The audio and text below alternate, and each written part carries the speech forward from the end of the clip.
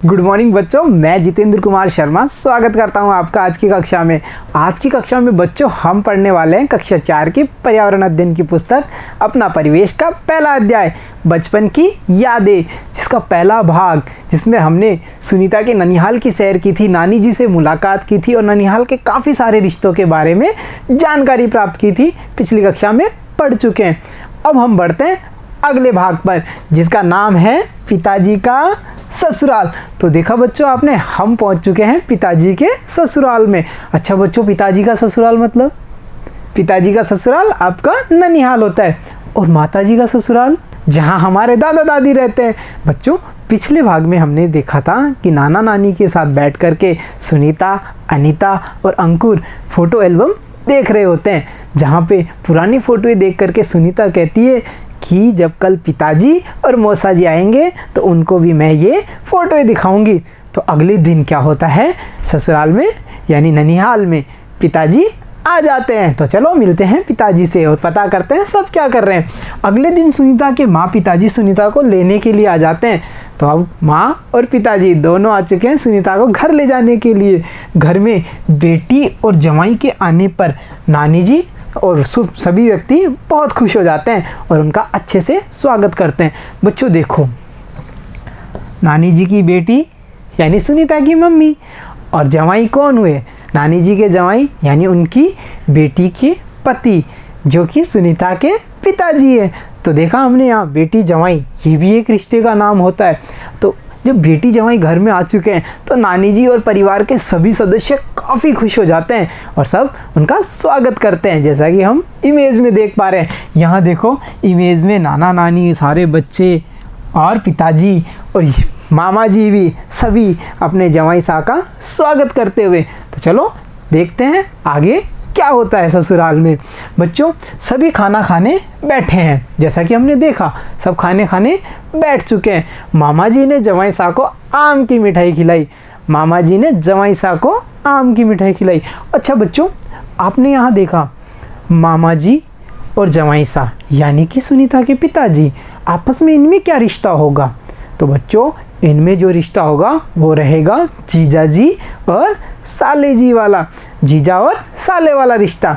तो देखो आगे, तब सुनीता के पिताजी ने कहा, साला जी आपको भी मेरे हाथ से मिठाई खानी पड़ेगी।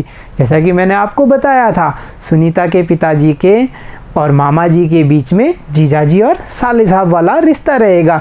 तो मामा जी सुनीता के पिताजी के कौन, साला जी हुए, है ना। यहाँ देखो आगे देखते हैं। अगले दिन सुनीता भी अपने माँ पिताजी के साथ वापस अपने घर आ गई। तो सुनीता का ननिहाल का सफ़र यहीं समाप्त होता है। तो देखा हमने, यहाँ हमने साला, जीजा और जवाई बेटी जैसे रिश्तों के बारे में पता किया है, और साथ ही साथ हमने ये भी जाना कि पिताजी का ससुराल हमारा ननिहाल होगा और माताजी का ससुराल जहां हमारे दादा दादी रहते हैं वो होगा। तो बच्चों इतनी सारी प्राप्त जानकारियों के आधार पे आप और हम मिलकर के कुछ अभ्यास प्रश्नों को हल करने की कोशिश करते हैं। तो चलो शुरू करते हैं आज के अभ्यास प्रश्न। सोचिए और बताइए। तो देखो बच्चों, पहला प्रश्न है, आपके माँ व पिताजी का ससुराल कहाँ कहाँ है? जैसा मैंने आपको बताया ना, तो दादा दादी का घर वो किसका ससुराल होगा? माताजी का ससुराल। जैसे मेरे दादा दादी जी कहाँ हैं? मेरे दादा दादी जी हैं जयपुर में। तो मैं यहाँ लिखूँगा माताजी का ससुराल जयपुर में, और पिताजी का ससुराल कहाँ होगा? जहाँ हमारे नाना नानी रहते हैं। तो मेरे नाना नानी कहाँ हैं बच्चों? सीकर में। तो ऐसे ही आप अपने माताजी और पिताजी के ससुराल के बारे में पता करके यहाँ पे लिखेंगे। देखो है ना कितना आसान प्रश्न। आगे का जो प्रश्न है बच्चों वो है, आपके पिताजी को आपके मामा जी व मौसी क्या क्या कहकर बुलाते हैं? देखो बच्चों, मैंने बताया था मामा जी और पिताजी आपस में जीजा साला, वैसे ही मौसी कौन होंगी? साली लगेंगी। तो वो उनको क्या कह के बुलाती हैं? मेरे पिताजी को मेरे मामा जी और मौसी जी, जीजा जी कह के बुलाते हैं। अब आपको भी पता करना है कि आपके पिताजी को मामा जी और मौसी क्या कह के बुलाती हैं। तो देखा आपने, ये भी कितना आसान प्रश्न था। चलो बढ़ते हैं अगले प्रश्न पे। और अगला प्रश्न है, आपके माँ पिताजी अपने अपने सासू जी को क्या कह के पुकारते हैं? तो देखो बच्चों, देखा होगा ना आपने, जैसे आपकी मम्मी आपके दादाजी और दादी जी को क्या कहती हैं वो, तो आपने ये भी देखा होगा कि आपके पिताजी आपके नाना जी और नानी जी को क्या कह के बुलाते हैं। तो वो चीज़ आपको यहाँ बतानी है। जैसे मैं बताऊँ, मेरी माँ और मेरे पिताजी अपने सासू जी को माता जी कह के ही संबोधित करते हैं। तो मैं यहाँ पे लिखूँगा, वो दोनों ही माता जी कहते हैं। तो आप भी ये पता करके यहाँ पे लिखोगे। अगला जो प्रश्न है बच्चों, वो है, आपके घर में मेहमान आने पर उनका स्वागत किस प्रकार किया जाता है? आते हैं ना अपने घर में मेहमान, जैसा हमने स्टोरी में देखा, जब पिताजी एक मेहमान के रूप में अपने ससुराल जाते हैं तो उनका कितनी आओ भगत की जाती है, उनका कितना स्वागत किया जाता है।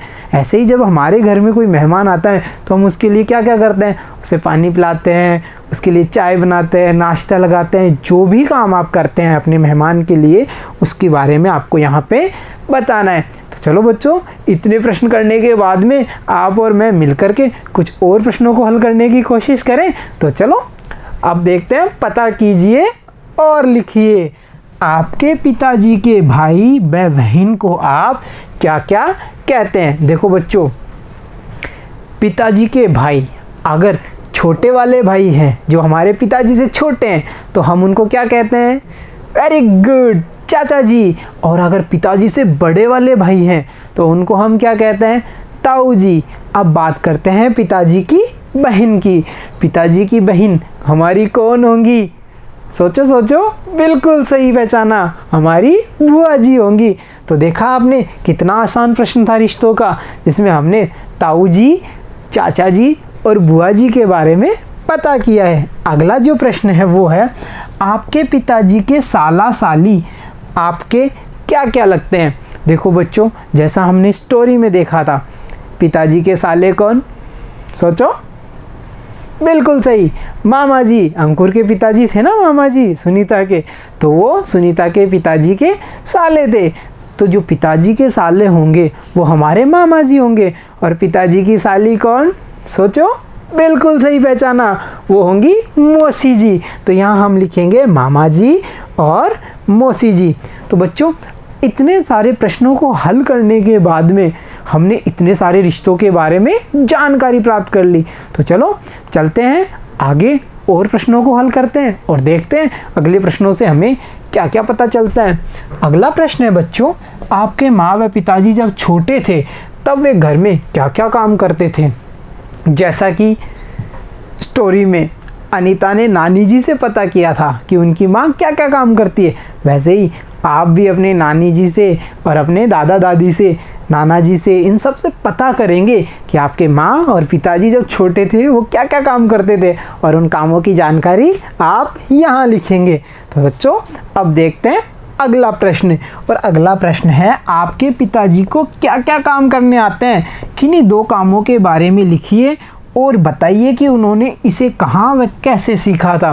देखो बच्चों, हम रोज़ देखते हैं हमारे पिताजी कितना काम करते हैं, उन्हें कौन कौन से काम आते हैं हमें पता है ना, और नहीं पता तो हम पता करेंगे कि हमारे पिताजी को कौन कौन से काम आते हैं। उनमें से किन्हीं दो कामों के बारे में हमें यहाँ लिखना है। साथ ही साथ हमें ये भी बताना है कि उन्होंने ये काम कहाँ से सीखे, दादाजी से सीखे या ताऊ जी से सीखे या चाचा जी से सीखे या अपने किसी दोस्त से सीखे। इसकी जानकारी को हमें यहाँ लिखेंगे।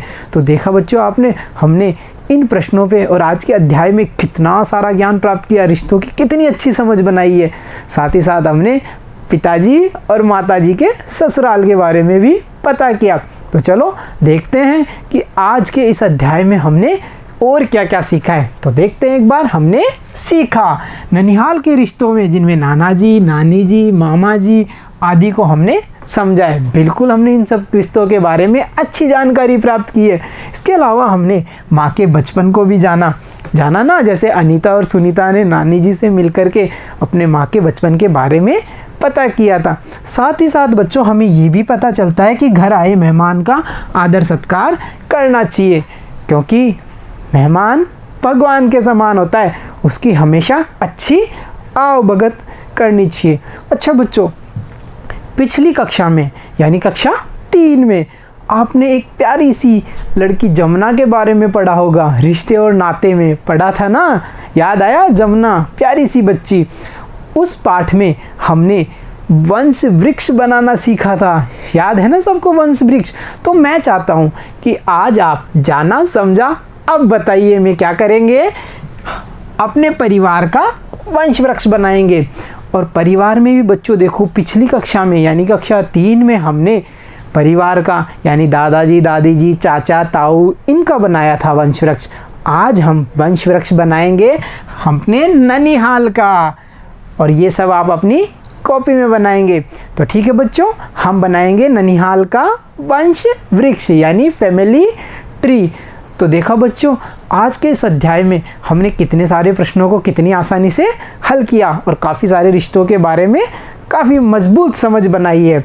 तो बच्चों, मैं चाहता हूँ अब आप और हम मिलकर के देखें आज की शिक्षा, और आज की शिक्षा है रिश्ते हैं अनमोल, समझो इनका मोल। मतलब हमें रिश्तों की कदर करनी चाहिए, आपसी वैमनस्य यानी लड़ाई झगड़े इनसे दूर रह करके हमेशा प्रेम से रहना चाहिए, और यही आज की शिक्षा है। तो बच्चों, आज के इस अध्याय में इतना ही, मिलता हूँ आपसे अगली कक्षा में, तब तक के लिए धन्यवाद बच्चों।